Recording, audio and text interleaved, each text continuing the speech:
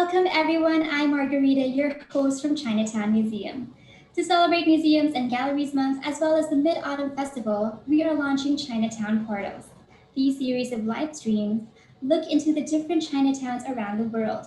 These cultural virtual trips are made possible by Bahay CHiNOY, Sugbu Chinese Heritage Museum, Museum of Chinese Australian History, Ateneo's Ricardo Leong Center of Chinese Studies, CHiNOY TV, and Lucky Chinatown Mall. Today's topic starts off with one of the oldest Chinatowns in the world, Binondo, Manila's Chinatown. Dr. Lorelei Deviana, author of 3 Centuries of Binondo Architecture, will show us some interesting historical facts of this Chinese district. After which, Dr. Joy Hera, curator of Sugbu Chinese Heritage Museum, will discuss Cebu's Chinese historical influences and its continuing Chinoy relations. To talk about Binondo, our speaker, Dr. Lori Deviana, was one of the consultants of Chinatown Museum. She is an architect, art historian, and professor. Dr. Lori has written books and articles on Philippine architecture, history, and heritage. Her book, 3 Centuries of Binondo Architecture, won the National Book Award under the Architecture category and the NCCA Alam ng Haraya Award for Best Cultural Research. Born and raised in Manila, she loves doing research and writing about the history of the city. Hello, Doc Lori.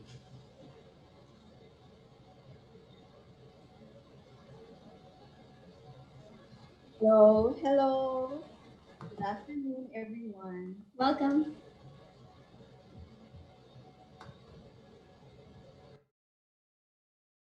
Okay, good afternoon, everyone. Thank you for inviting me to talk about Binondo. Binondo has a very special place in Philippine history and in the history of the life of the Chinese here. So we will talk about it as being Chinatown. So where does Binondo get its name? So Binondo, the word is derived from its old name Binundok, after its once hilly terrain, as you can see here in this very old print by Jacob von Schley. So the area of Binondo was actually appropriated for the Chinese by Governor Luis Perez das Marinas. He invited the Chinese, if they get to be baptized into Christianity, they will be allowed to move to Binondo, live with the natives, intermarry with the Filipinas, and conduct commerce and trade there freely. So this will be very different from their life in the Parian, where they were just secluded there from outside, no? Secluded from the rest of the community. So from Binondo would emanate the first generation of mestizos. They were called the mestizos de Sangley or the mestizos de Chinos. So the mestizo would be a hybrid, the child of a Chinese father and a native woman. They inherited their father's business acumen and enterprising skills and their mother's native connection. So this will be early watercolors of the mestizos de Sangley.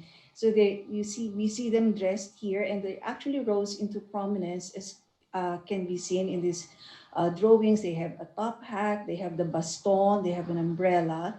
So these are actually what indicators of their place in society. Photographs of mestizas. So actually, Binondo would flourish into a Christian settlement administered by the Dominicans.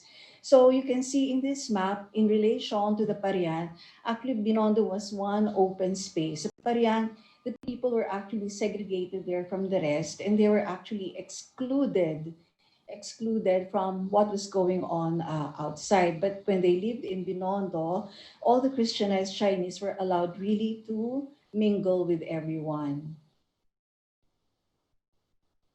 So in this watercolor by Honorato Lozano, we see that the heart of the settlement will actually be the Church of Binondo. So it was very important actually, especially in the conversion of Chinese in their evangelization into Catholic Christianity. So it would grow, the settlement would grow in the next decades, in the next centuries to be a big flourishing town. So one important figure in the history of Binondo will be Lorenzo Ruiz.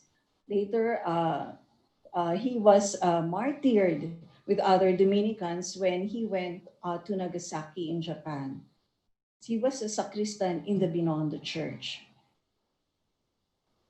So Binondo Church actually became a very important part in the lives of the people in the town. So we can see here in the photograph of Binondo Church that actually it was right in the heart of commercial Binondo. And next to it will be the Fabrica de Binondo, the tobacco factory, or the convent, which the Dominicans allowed to be used by the government for its tobacco monopoly enterprise. And you can see there, the stream of cigareras or lady tobacco workers lining up to the portal. So one important landmark in Binondo is the Hospital de San Gabriel. Yes, the Hospital de San Gabriel. This was very important to the Dominicans because it was also a place for conversion. So many sick and dying Chinese were taken care of here by the Dominicans, and many of them were actually baptized into the Catholic faith. So it was located just near the Pasig River. So by the 1700s, Binondo would actually become a big town, and we can see its relationship here with Intramuros, just across the Pasig River, and then the Parian would be over there, no? So the Parian, the people there were actually non-converted Chinese, non-Catholic Chinese, but here in Binondo, they were the Catholic Chinese and the mestizos, their children. Okay. One important landmark again in Binondo would be the silk market. So this will be San Fernando. So the Chinese were actually allowed to trade here, reside here, and they sold not only textile but a lot of other wares. There were birds that were sold, and the people actually went there to buy a lot of things. And there were also tradesmen. Uh, there were also accounts that Spaniards went there to have their shoes repaired. Okay. Binondo became the hub of the government's tobacco monopoly, but the Dominicans approved the use of the convent for the monopoly in 1781. So this came about the first formal factory system in the Philippines. Okay, so the mestizos rose in prominence. So after the British occupation of the Philippines, the Spaniards realized that they could not trust the Chinese, so actually sided with the British. So what they did was to expel the Chinese, and only some were allowed to stay behind. So what would be the preserve of the Chinese ones would now be taken over by the mestizos, and that will be the very time when the mestizos would actually rise up into social prominence. They would take over the commercial trade, the middlemanship in many businesses in Binondo. It was only later in the mid-19th century when the Chinese were allowed again into the Philippines, when Manila would be open to world trade. And they would need a lot of people to help in this globalized Manila. So the port of Manila was open to world trade in 1815, and Binondo easily became the nexus of globalization, transforming it into an economic hub, mainly because the harbor was in Binondo. And therefore, many of the businesses were established here. In fact, many of the consulates were found in Binondo. So this will be a photograph of the wharf, of activities in the wharf in 19th century Binondo. So the esteros actually were also vital to commercial life in Manila, and it brought goods from Binondo to other places. in the different arrabales or in the different suburbs of Manila and even into the provinces. So the Estero life in Binondo. Yes, so very busy. So again, one of the important areas in Binondo will be Escolta. It became the premier shopping street offering European and American goods.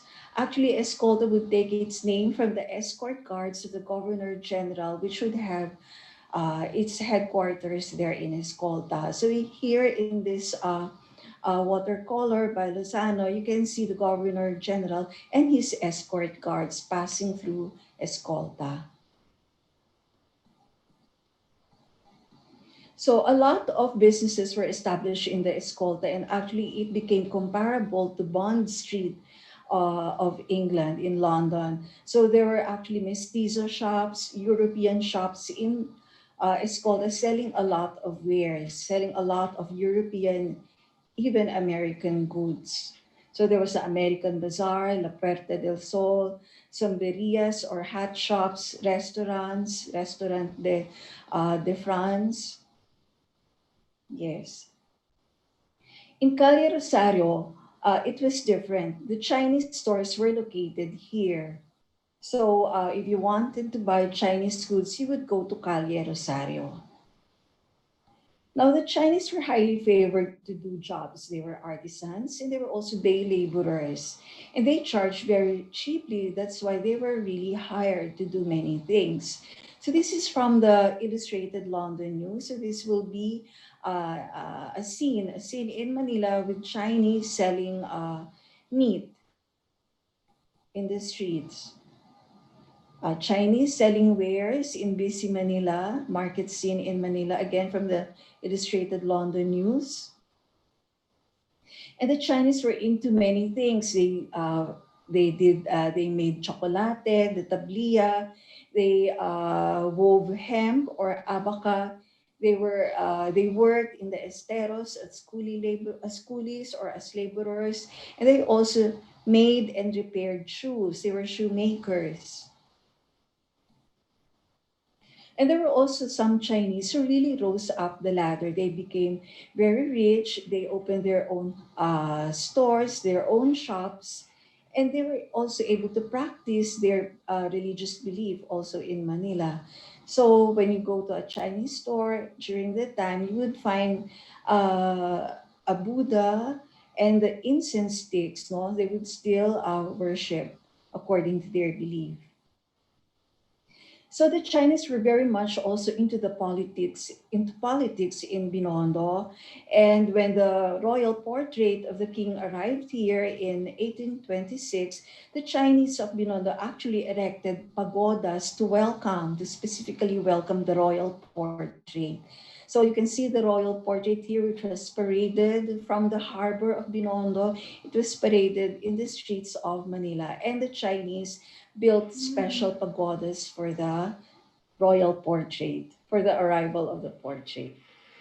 So this will be Binondo in the 19th century. You can see how it has flourished. And by the time, even Binondo would become part of the streetcar system or the street lines that would communicate the different parts of the Provincia de Manila. So the Puente de Binondo became vital in connecting the residential part of Binondo, the barrio of San Nicolas, with the commercial side of Binondo, the Isla de Binondo. And central to Binondo will be the plaza. So it was known as the Plaza de Binondo, then later renamed as Plaza Calderon de la Barca, but of course it's now known as Plaza Lorenzo Ruiz. And right there, you'll find two important landmarks. At the left will be the Hotel de Oriente, the premier hotel during the time here in the Philippines. And to the right will be the Fabrica de Cigarillos of La Insular. So it was also a factory and at the same time an office for the La Insular Company. So both buildings were designed by the municipal architect Juan Jose Hervas. This will be another view of the plaza now showing La Insular here at the left and Binondo Church at the right. So they were actually very, very close neighbors. We should remember that the site of the Hotel de Oriente and the site of the La Insular would be the property of the old Dominican Binondo convent, converted later into the Fábrica de Cigarrillos. But when the monopoly ended, the lots were actually auctioned off and they were bought privately. Okay, so that will be a photograph of La Insular, which became a very prominent landmark in up to pre-war Binondo. So the architect was also the architect of Tutuban Station, Juan Jose Hervas. So this will be the wrappers of the cigars and cigarettes that were produced by La Insular, and a photograph of workers, no, in a factory making tobacco and cigars. So Hotel de Oriente was the Philippines' premier hotel, and interestingly, Jose Rizal stayed here at room number 22. So this was designed by Juan Jose Hervas. So there was an architectural type which came about in urban Manila, and many of these came about in Binondo because of the very commercial nature of the establishments that were there in Binondo. So this will be the accessoria or the shop house or the residential apartment. So there will be shops below, and upstairs will be the residential quarters. Sometimes there will not be stores, but instead an area where one could practice trade. So this will be a pharmacy, an accessory with a pharmacy and many stores. This will be an accessoria in Escolta with the Bazaar Filipino and the pharmacy of Rafael Fernandez. So another interesting landmark in Urbistondo Street in Binondo, in San Nicolas, what would be San Nicolas District now, will be the birthplace of General Antonio Luna. It still survives to this day. So that's the place where he was born. And another landmark which used to stand in Madrid Street in Binondo was the house of a gobernadorcillo. He was the gobernadorcillo of the natives in Binondo. He was Lorenzo del Rosario. And interestingly, this became the pre-war venue or the pre-war site of the University of Manila. Well, the building no longer is in Binondo, but has been transferred to the theme park of Jose Alcozar in Las Casas Filipinas de Alcozar in Bagac, Bataan. So it's now known as the Casa de Binondo. Actually, you can rent the entire place for a night or for many days. So interestingly, Binondo had the three gremio or guild system, which aided actually in tax collection. So there was a guild or gremio for the natives or the naturales, for the Sanglies or the Chinese, and the mestizos, which actually would be the most prominent and influential in terms of Binondo politics, especially 19th century in Manila. Now, because of the existence of these three gremios, it was necessary to have offices built for them. So there was a Casa Tribunal de Chinos or Sanglies, which actually after the earthquake of 1863 was repaired and reconstructed again through the help of the municipal architect Juan Hervas. Another tribunal was also built, the Casa Tribunal de Naturales, which interestingly and fortunately has survived to this day, even though only the front portion remains. So that's a picture of Juan Jose Hervas, and he took charge actually of many projects here in Manila. And this will be found in Asuncion Street in the old barrio of San Nicolas of Binondo, which is now another district, San Nicolas District. Okay, and also in Binondo would be located the Cuartel Maysik or the Cuartel de Caballeria. The cavalry troops actually had their barracks here. So this will be the site now of the Chinatown Mall. And it was also converted into a Fábrica de Cigarrillos after the monopoly ended. Okay, so this will be a picture taken in the 1980s of Cuartel Maysik. And it was actually occupied later on by the Mesic Police Station and the Abad Santos Elementary School. Actually, DepEd also had its warehouse there in Old Cuartel Mesic. So with the change, no, with the change of colonial rule, actually many of the buildings in Binondo were also converted for different uses. So like the Hotel de Oriente, it was converted by the Americans into offices, accommodating, among others, the American Circulating Library, which was the antecedent of the National Library of the Philippines, the Official Gazette, the Philippine Constabulary, the Bureau of Lands, among many other offices.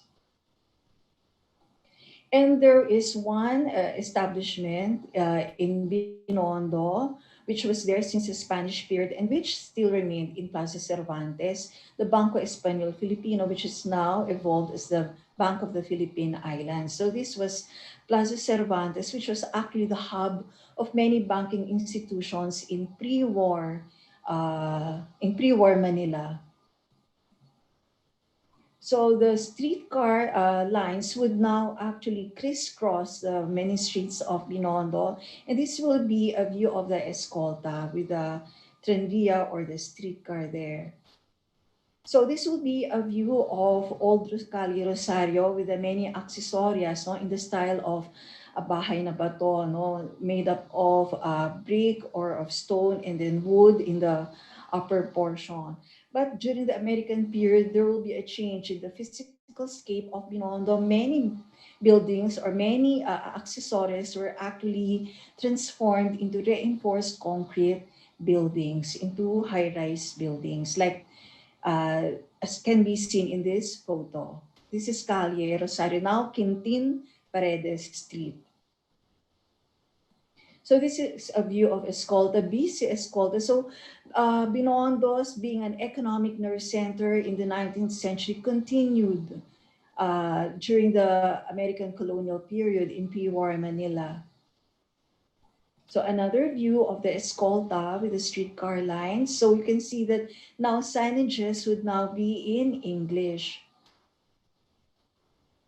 So one of the early high-rise buildings rising more than 3 stories would be the Chaco building owned by Mariano Uy Chaco. He used to own a hardware store and he had this building bit in a fusion of Art Nouveau and Beaux-Arts, no, and Victorian architecture, quite eclectic. And it still survives to this day there. So that's a view, and it is now the Field Trust Bank. And another building along Juan Luna Street near the Muelle would be the El Hogar Filipino building, designed by the Spanish architect Ramon Irureta Goyena, who was actually a director of the old Escuela Profesional de Artes y Oficios of the Spanish period. So that's the El Hogar Filipino. And neighbor to it, just across it, would be the Pacific Commercial Company building or the National City Bank building, constructed in 1922 by Murphy, McGill, and Hamlin of New York and Shanghai. It still stands to this day as the Juan Luna building. So that's a photograph of the two buildings, El Hogar at the left, and at the right will be the Citibank building or the Pacific Commercial Company building. So another view in more recent times. So another landmark will actually be the China Banking Corporation, which is also to be the home of the Chinese Chamber of Commerce during the pre-war years. It still stands to this day. So another establishment or landmark building will be the Luis Perez Samanillo building. Actually, he was the son of the owner of the Hotel de Oriente, Manuel Perez, and it stands on the site on what used to be the old post office of colonial Manila. The Samanillo building, designed by actually Luna de San Pedro. So that's it, taken in 2004. A view of the building, and in 2006. So basically, the vestiges of the old building are still there. So there are additions lang sa taas. They're at the top.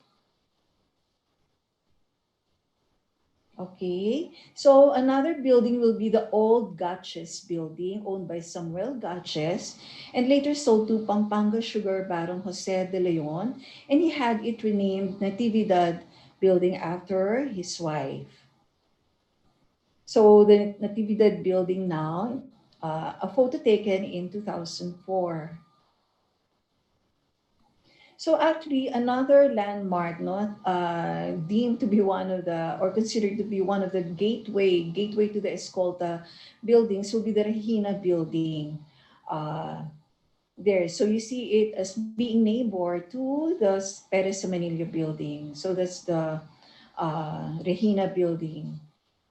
So these are the landmark buildings there at the bridge leading to Escolta. And another one will be the Crystal Arcade designed by Andres Luna de San Pedro, established or built in 1932. It was also the home of the Manila Stock Exchange and very avant-garde, no, during its time. So that's the lobby. So by Andres Luna de San Pedro, the son of Juan Luna, the artist, who became an architect. And another one will be Botica Boye. So that's the old Botica Boye pre-war drawing. No, that's an ad of the Botica owned by Reynaldo Boye. And in the 1960s, it had its building rebuilt. So that's the Boye building in the Escolta. So another one will be Capitol Theater, the first theater in the Philippines to be air conditioned. So it was actually built by the Eastern Theatrical Company owned by Demetrio Tuason. So, and another photograph of the Capitol Theater now, and a photograph of the Escolta during the pre-war years. So very interesting. You can see a remnant from the Spanish period here at the left, an accessoria, no? With the caryatides. It used to be one long row, but only two bays remain of it when this photograph was taken. So another view of pre-war Escolta. So, and another very avant-garde building in streamlined deco was the Hickok's department store, rebuilt in 1938. The old one was actually destroyed by an earthquake, so they had it rebuilt in the streamlined deco style. So another building still surviving to this day is the Calvo building. Okay, so it was designed by Fernando Ocampo, the architect Fernando Ocampo. Okay, so this will be views of pre-war Binondo. We have Quintin Paredes or Rosario Street, and then Escolta, Juan Luna. There you see the Masonic Temple there in the upper right photograph there, the Masonic Temple there. And you can see in pre-war Manila that Carabaos were still allowed actually to roam, no? To roam the streets of busy commercial Manila. So what happened during the Second World War? Actually, Binondo became a victim also of the destruction brought about by the Second World War. On September 12, 1944, Americans dropped bombs in Binondo. So it destroyed actually the Hotel de Oriente, the La Insular, forever lost. And what remained of the church will be only its shell. So the church was actually destroyed, leaving only the shell, and a portion of Binondo would actually be destroyed.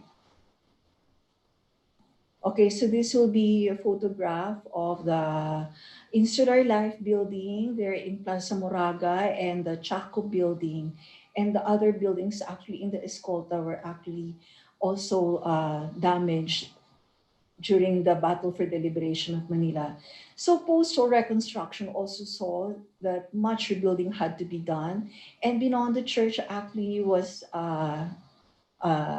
restored or reconstructed. The interior was reconstructed.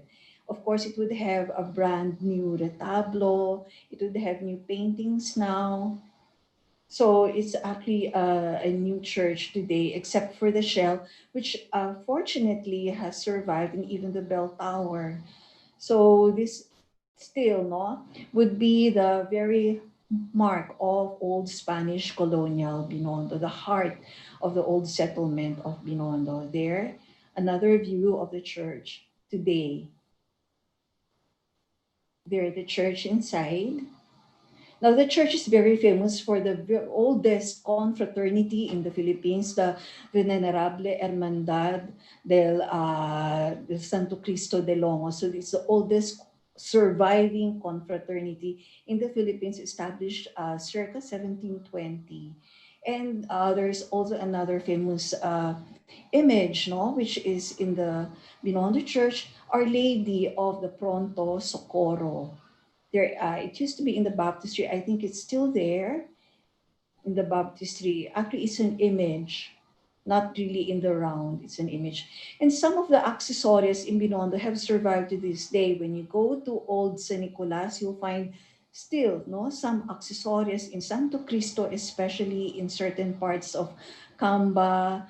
Well, the Sunico foundry was recently appropriated, no, bought. But you can see that there are still some, no, still around in Binondo. Okay, now that we have seen, no, the rich history, the rich legacy of Binondo, the Mega World actually thought of coming up with a museum for the oldest Chinatown for Binondo, and this is the Chinatown Museum. Now, this would not have been possible also without the help of Bahay CHiNOY, Mrs. Desi Angsi, and the Bahay CHiNOY team actually helped in the conceptualization of the Chinatown Museum. So these two museums actually complement each other. Bahay CHiNOY will be about the legacy of the Chinoys here, their life here in the Philippines, the legacy of the Chinoys, and Chinatown Museum will be for Binondo, the oldest Chinatown.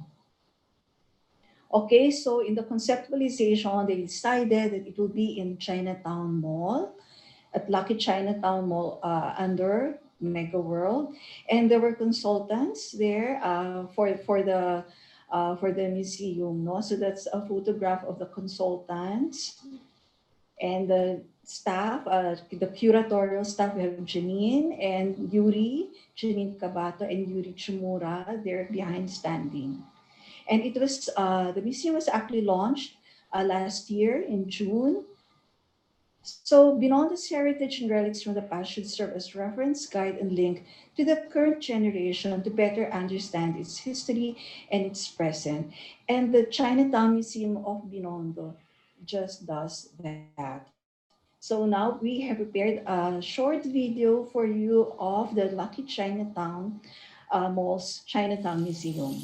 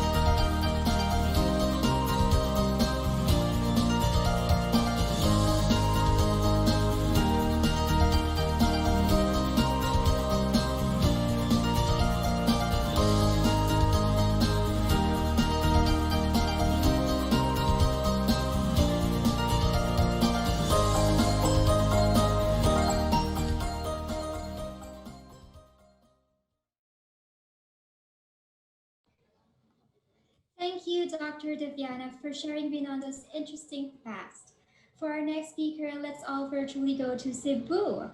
Dr. Jocelyn Hera has a degree in Doctor of Philosophy Archaeology from the Institute of Prehistory and Early History in Hamburg University, Germany.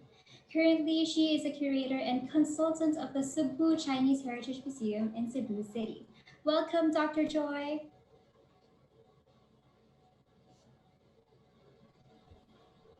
Yeah. Hi, Marga. Good afternoon. Good afternoon to everyone and to our Facebook Live. Viewers. Thank you for inviting the Sugbu Chinese Heritage Museum and the Sugbu Chinese Heritage Foundation to China Portals. The celebration of Museums and Galleries Month is a very good opportunity to highlight to the public the role of museums in cultural understanding and building of lasting peace. The presentation this afternoon for Cebu will give you an overview of Cebu and the Sugbu Chinese Heritage Museum in particular. And since this is Chinatown Portals, Chinatown, as it is popularly understood, can't be found in Cebu. The Philippines was never isolated, for it was already much part of a bigger social and economic system with the rest of Southeast Asia. Cebu, what is in the navel of the Philippines as an island, it looks out to the world, having land with not so hospitable to agriculture. And Cebu is one part of the island, Visayan Islands, known for its painted bodies. The Visayans were suspected to be the maritime raiders with painted skin, skilled sailing skills who were raiding the Hokkien coast between 1171 and 1190. Based on the archaeological excavation by Dr. Masao Nishimura, the earliest settlement for Cebu would be located in front of City Hall. I have encircled it, and the Sugbu Chinese Museum. So that arrow there is about 2 hectares of a village that probably combined fishing, agriculture, and trading with nearby islands. Over time, this community grew and had enough surplus that it was also able to organize itself into a much higher political system with a central leader.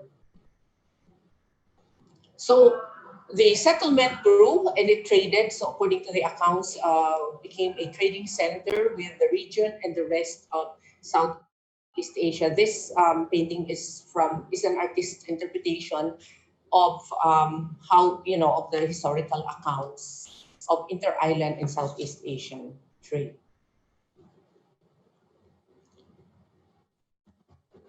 So, so when Magellan arrived in Cebu, it was Raja Humabon who was the ruler, and and this is a very interesting account because he noted his Pigafetta noted that the king was eating on porcelain plates.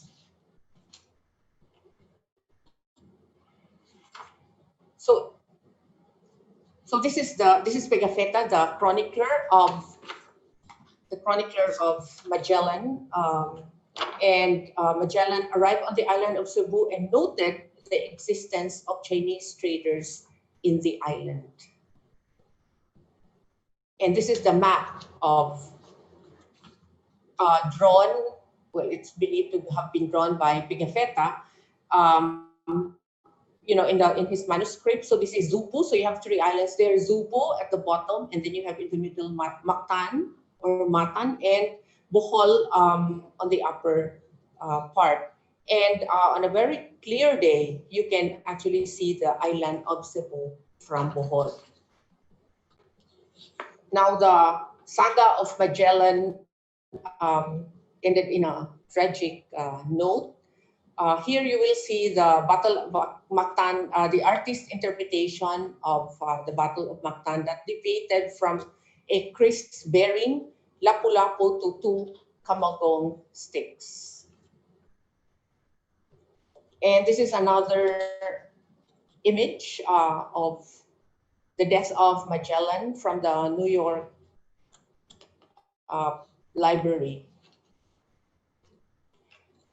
So 44 years later, Legazpi arrived and established the first colony in the Philippines, surrounding the area what is today Fort San Pedro.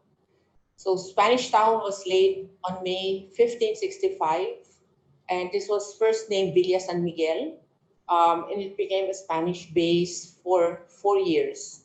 However, in 1569, they transferred to Panay because of food shortage. He came back in 1570 briefly to settle about 50 married couples who arrived from New Spain, and he renamed the settlement to El Santísimo Nombre de Jesus.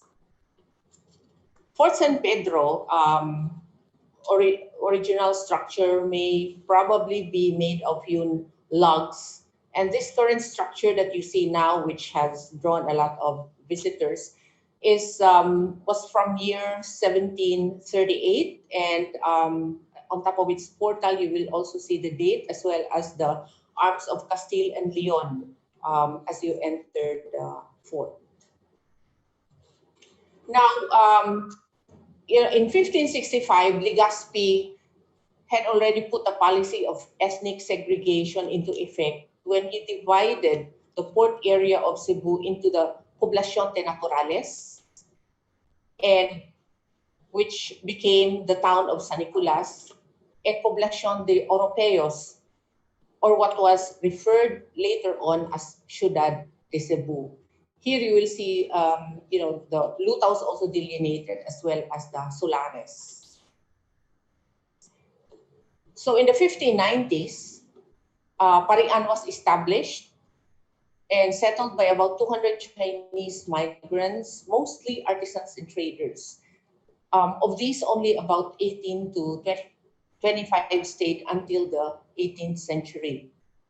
The Chinese were known to the traders with Cebuano, to Cebuano traders because they frequently came. However, they settled after the imposition of Spanish rule. They were attracted to the potentials of Cebu's participation in the galleon trade.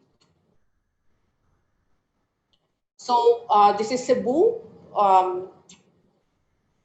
from 1670 to 1750. So what had happened here? One San Juan Bautista Parish Church was established by the Jesuits, of course, and then you have for the Chinese mestizos and natives.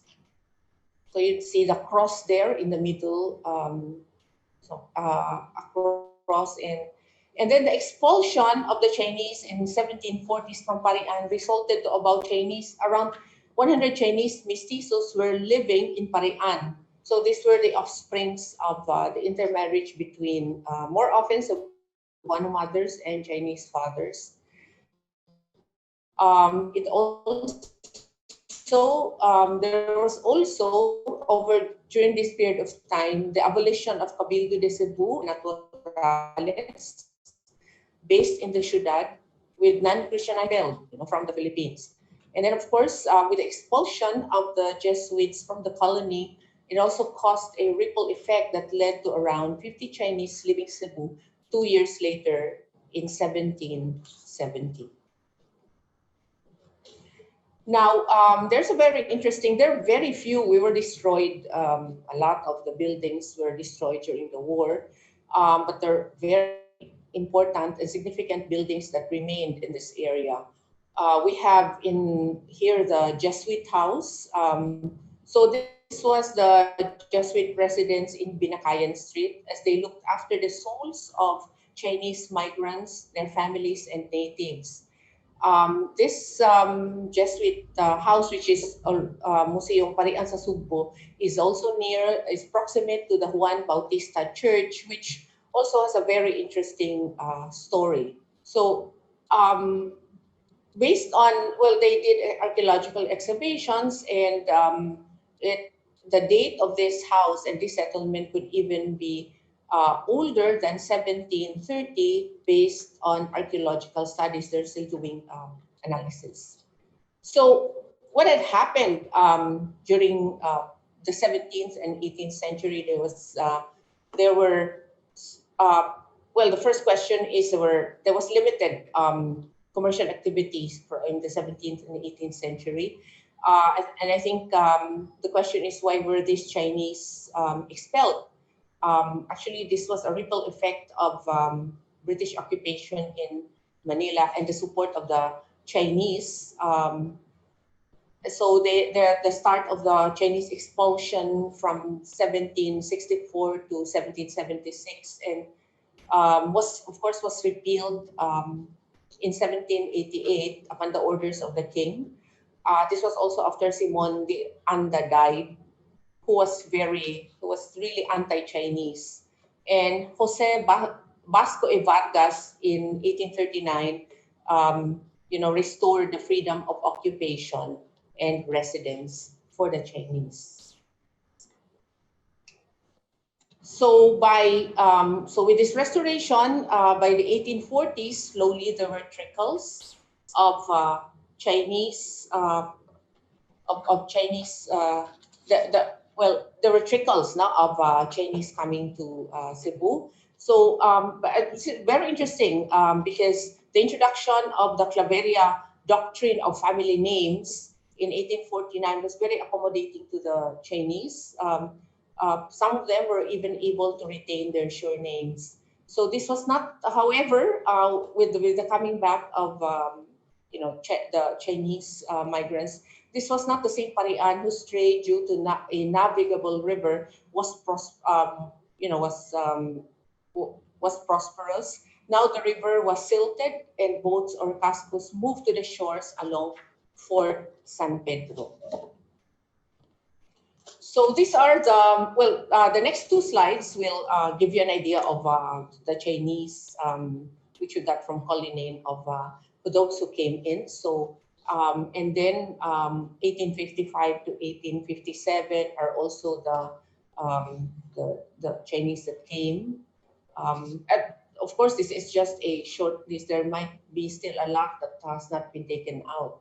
Okay, so but what was so dramatic was the opening of Cebu's port in 1860 to the world. It increased migrants, not only Chinese coming in, but there were also other nationalities, as well as internal migration. So Cebu rapidly grew because of this.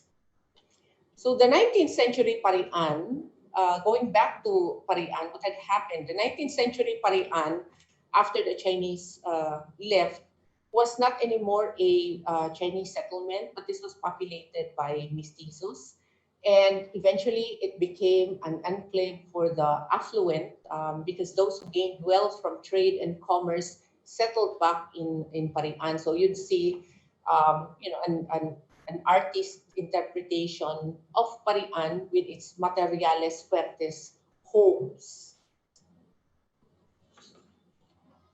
And among those who built their house was the residence of the first bishop of Cebu, Monsignor Ricardo, whose father was a tax collector for the Spanish government. He was Bas, but he married to a mestiza Sangle and built his house in 1865. Today, this is already a museum.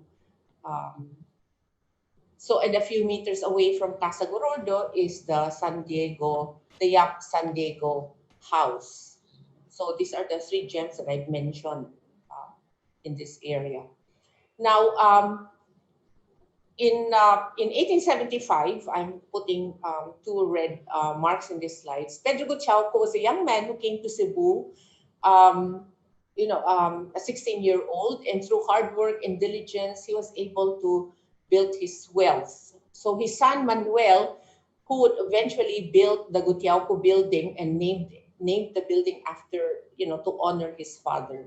So during the the other important thing here is that during the 1898 Tres de Abril revolt, affluent Chinese helped finance the revolution against Spain. And even if you read in the text that there are Chinese shops were looted, but this is I think the chaos that comes with war. So by the 1900s, the Americans started to make work in Cebu's infrastructure. You have road networks, port expansion, and eventually also a trade. Now, Cebu, this is a picture of Cebu around the 1890s with Santo Niño Church. And then you would have that red tile roof office of what is today Aboitiz and Company. And encircled in after Santo Niño Church is this was still not edge. This was shoreline, and today is the home of the Sugbu Chinese Heritage Museum, which would be built in 1914 after the reclamation done by the Americans. Now, what was the in 1903? This slide will tell you who were the people that were in Cebu. Well, actually, Manila, Iloilo, and Cebu, these are the three major centers. For China-born residents, there were around 793 in Cebu. Now, what are the American period highlights? So the Cebuano community, the Cebu Chinese, were not just in the city center, but they had also been dispersed to other towns and to other Visayas and Mindanao Islands, because this was really a time when you need agricultural products. So they went to the Visayas and Mindanao. And so these are the next slides will be images of Cebu during this period. No? So you have, this is a image of the Cebu Harbor from the water. And then you get to see the roof tile, the roof tile of the building, which was host to Chinese businesses who located to Cebu. And then to the left of the picture, you will see warehouses for goods, which is still until today can be seen, and they have been reused for other activities. Okay, then we have a picture of unloading cargo around 1931 in one of these bodegas. And this was Trans-Autobus Cebu 1933. This must be around the area of Carbon to the far end, no? One end of, because you'd see the different baskets or unloading goods from the different towns. Then we see Magallanes Street, which was the prime shopping street during the pre-war years. Now, F. Gonzales is one area which until today has a lot of Chinese businesses operating from. And this is the corner of Progreso and Plaridel Street in 1920, where Eoy Godinez Kimsing and Sons operated their business. Here's another picture of Cebu. This is around I think the port area, but note the open canal and no trash. So, and then of course the Chinese did build a hospital, and this is located outside the Cebu's business district. In fact, this is about 3 or 4 kilometers, and so this was established in 1909 by the Asociación Benévola de Cebu. Onwards to the contemporary period. So what happened in the 20th and the 21st century? So the rise of diverse businesses and the Taipans and the rise of the Taipans from Cebu. And of course, so you have Sugbu Chinese played a major role in trading, shipping, and related industries that really shape a very interesting character of modern Cebuano economy. Now, with the title, so we're searching for Chinatown. So this is a map drawn by architect Jessica Banaag for the City Planning Office to delineate the historic districts of Cebu.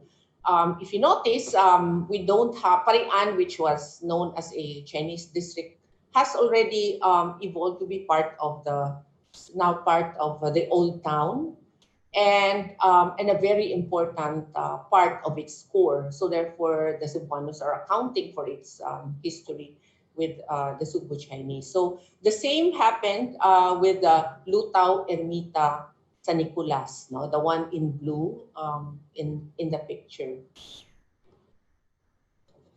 So what happened to Chinatown? So I think well, the Parian had no walls but was bounded by water, which worked to the advantage of the Chinese migrants. The barrio grew to become a trade center until their expulsion, which unfairly affected the Chinese who were not involved in the rebellion. And as a matter of fact, they may be surrounded by water, but water became an opportunity for them. It never became a hindrance. No? So they came to Cebu, that was already that was to be a vibrant business center in the Bisman area, but Parian's trade center role has faded. The creation of Gremio de Chinos worked to their advantage because they were free to go where the business is. And so with this business climate, migrants thrived and grew their business from shipping, retail, real estate, education, manufacturing, and so on. So if you want to look for Chinatown in Cebu, you have to look everywhere. So for example, one's belief system plays an important role in adjusting to a new place. In this context, I'm putting in temples as just a very interesting, because they really are dotting old Cebu's areas. So the Parian River in this 1930s building, temple, is just located behind this building. And there is a restaurant in front of this building, is a restaurant which is a go-to for the city dwellers or for the Cebuanos to partake in pancit. So why is Cebu like this? Now, one's culture shapes. I'm borrowing a definition from Edward Burnett Tylor. This is an old definition, but it's a very encompassing definition when you want to account for the way of life of a people. So one's culture is shaped. One's culture shapes one's way of looking at the world. The German Weltanschauung, worldview, it is shaped by the people. It is also shaped by interaction. So when you interact with people, you open, you develop. So the term infalte, no? It's because as social beings, we learn in the process. So this interaction, this culture allowed for people to accept new practices. So the relation with other cultures shaped Cebu's openness to interact, learn, and work with other cultures. It also helped that Cebu is quite far from Manila. Sorry. The interaction between peoples led to acculturation. Also because there has always been a very long history. So this acculturation process, where both distinct groups adapt to each other's cultural practices, be it food. So in Cebu, we have ngoyong, which you probably will not find in China, but it's uniquely Cebu. And then the language has also influenced, and then of course the different practices are very much influenced by the interaction between Chinese and Cebuano culture. One example which I'd like to point out is that of the food dog. This is the Cebu Metropolitan Cathedral, and guarding even to this day are two food dogs at the entrance of this of the cathedral, which is a good example of cultural influence. And when I was preparing this talk, there were discussions. No? So Mr. Bob Gosong, who grew up in Cebu and whose father has suffered much also during the war, can't recall a situation where he finds himself at a disadvantage because of his ethnic background. And he believes that this is because he interacts with everyone. Mr. Napko recalls playing in the streets near his parents' store, a typical childhood, regardless of ethnic origins. So this is also one way in which they really, people get to know other kids, in the process. Then Miss Marlinda Angbetiktan believes that what sets the Sugbu Chinese apart is his strong Catholic Church and the vital role of the Sacred Heart Parish through the decades. So this view is eloquently expressed among the members of the Sugbu Chinese who went into other fields. And this is a very, very short list. So, we have Professor Felisa Intimade, who's very highly respected international scientist. Miss Marlinda Angbetiktan, who is into literary arts and lifestyle. Kenneth Kaponpue for industrial design. Then we have Michael Dino, who is the presidential assistant for the Visayas. Baxia in architecture. Derek Ditian in restaurants. Food. Candice Gutianoy, who heads UC Med as well as the University of Cebu, one of the biggest universities in the Visayas and Mindanao. Dr. Pek In Lim, who is very active in the Emergency Rescue Unit Foundation. And then we have a very highly competent gastroenterologist. One of the many in Cebu is Dr. Judy Lautan. And then we have one member of the community who promotes Cebuano Chinese heritage and civic religious organizations, so Mr. Ernesto Tan. And artists cannot live without patrons, and we have the twins Derek and Deben Go. So this brings me to the Sugbu Chinese Heritage Museum Foundation, which was opened on February 20 of 2020. So we were 2/20/2020. So the museum used to be a commercial, was used as a commercial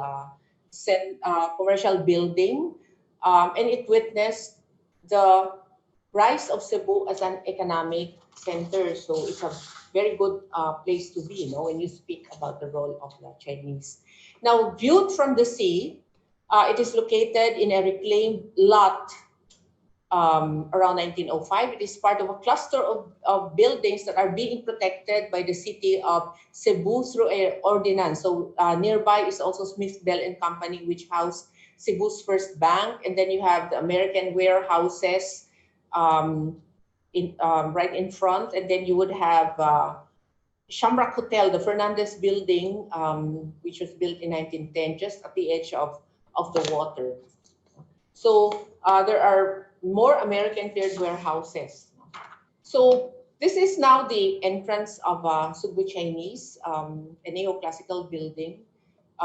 We have Pedro Gutiauco on top, the father the penniless young man who came to Cebu, and his son Manuel, who built this structure and named it to honor his father. So as a museum, this is the timeline. So we start about the 10th century of an incipient community Then we go from 14th to the 16th century with Chinese and Southeast Asian trade and its relation, the trade that we did have relations, like, for example, the Moluccas. And then we look into the mid 18th to the 1945, when the second, when the Chinese settled after the expulsion. And then you would also have until 1945, and this is a very dramatic period now in Cebu's history, because a lot of what we saw earlier were all destroyed in the process. And then, of course, the 1945 to the present accounts for what had happened to Cebu and the Sugbu Chinese as they move forward with their business and other activities as part of Cebuano society. So the chairman has eloquently said it, that we owe it to our future generations to give them the history that they deserve and understand and appreciate. So, so the spirit of endeavor and the resiliency of the Sugbu Chinese, like the building that has stood the ravages of peace and war, is the key message for this museum. So who are the other people involved? So we have the board of trustees. There are around working board. It's a working board with 14 members. Okay. So, and then we have the members. So each of the board members are actually members of different committees. So the building and its contents, as it claims space in the Philippines, like its timeless neoclassic architecture. So this is the Museum at Dusk. This is one of the neoclassic buildings that has really not been destroyed by the war. So you really get to see the dramatic height of its ceiling. So that's why in 2019 we wanted to demystify the building, and in the grand lobby with its high ceiling. So a lot of people have memories of this building that was derelict structure, and so the annual event, the Biisa Kabilin, allowed people to get acquainted with the building. This is a way for Cebu to bring heritage, history, and culture closer to the people. So that's 2019. And then you see in the next slide, the 2020 building.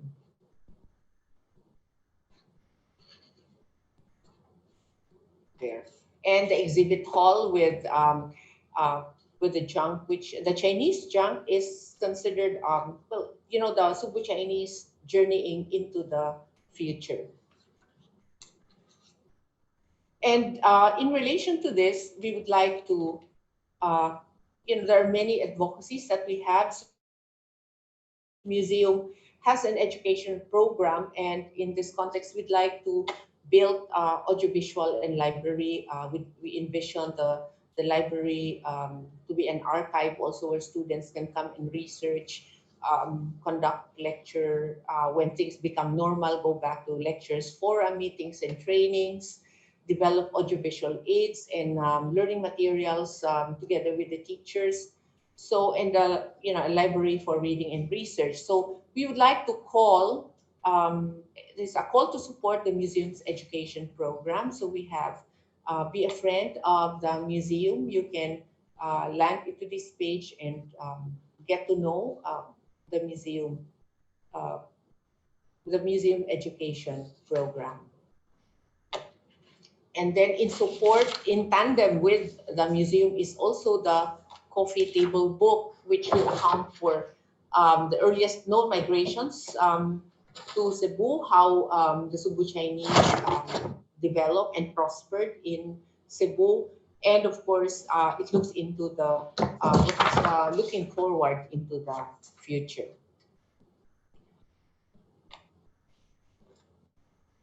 Those are the references. Daghang salamat.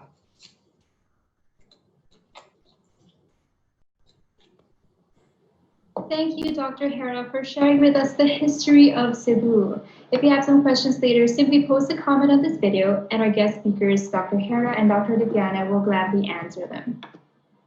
To learn more about Sugbu Chinese Museum, do check out their website and Facebook page with their name, and you may contact them at these numbers and send them an email. For more about Bahay CHiNOY, you may follow them on their Facebook page at Bahay CHiNOY.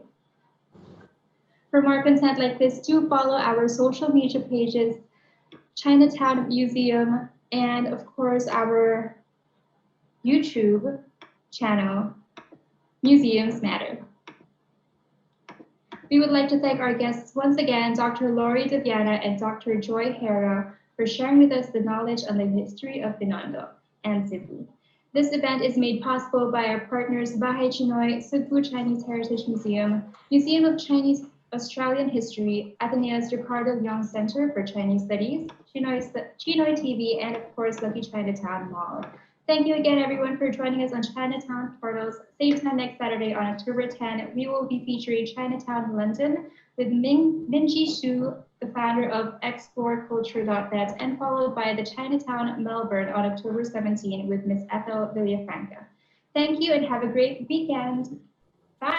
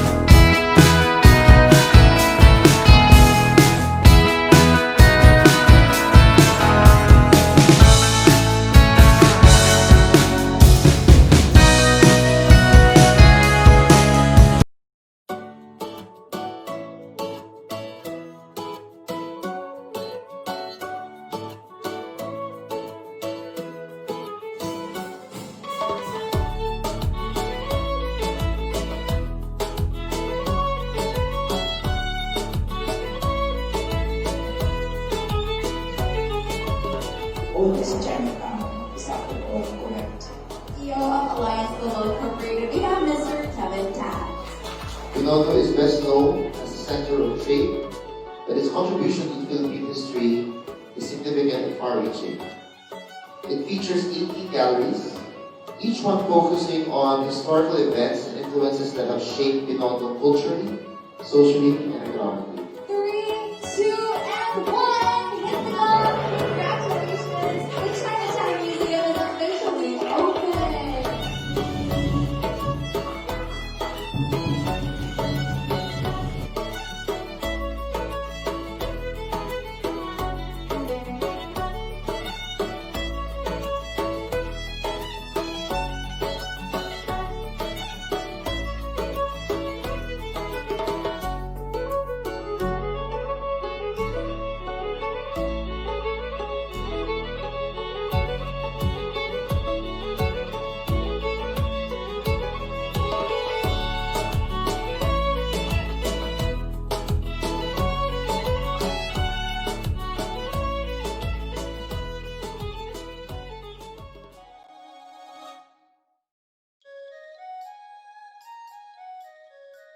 Trung Quốc lắng bí xe hồn lắng khách giả lại Sugbu.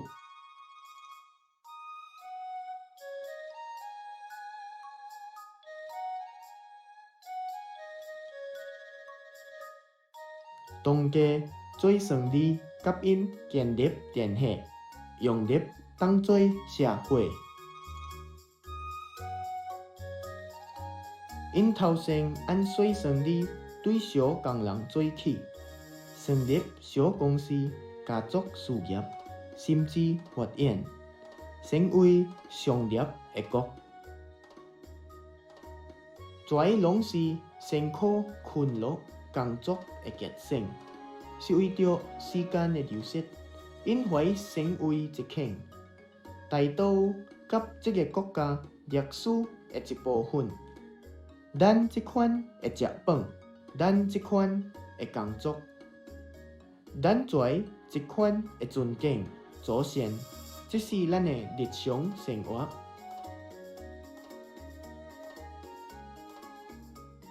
现在成立这个历史博物馆，传予后代。这就是Sugbu华人历史博物馆。伫Sugbu市政府大楼对面的历史先建筑，有3款主形可以看名。大厅，这个大厅伫2楼，甲几2间房伫3楼，每一间是372到509平方公尺。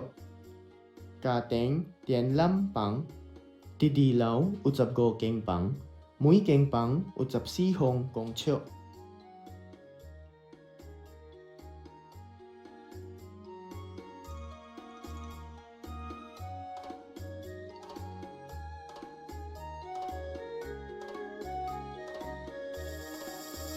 伫各位的帮助，Sugbu华人历史博物馆的建立是Sugbu华人历史上的一个重要事件。